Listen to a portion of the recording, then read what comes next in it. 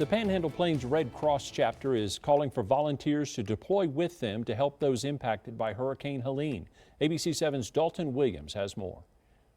As victims in 6 states face the tragic aftermath of Hurricane Helene, relief efforts have begun flowing into impacted areas.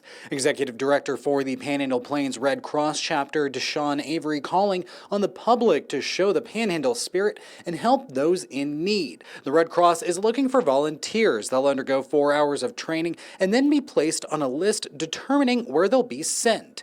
Avery saying the volunteers will be helping those who were impacted not only physically by Helene, but emotionally too. Immediately they'll find someone that's disoriented, that feels like they're, don't know where else to turn.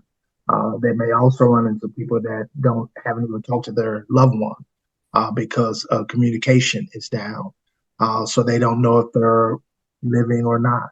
The Red Cross asks volunteers to plan to be deployed for a minimum of 2 weeks, but Avery says there's no limit on how long they can stay. I've seen people adjust to the deployment and they're able to stay longer. And then what they would do is we have what we call shelter supervisors there. They'll be communicating with them and say, hey, are you able to stay? If they want to stay, they can. Even if a volunteer signs up and completes their training now, it could still be a while before they're deployed.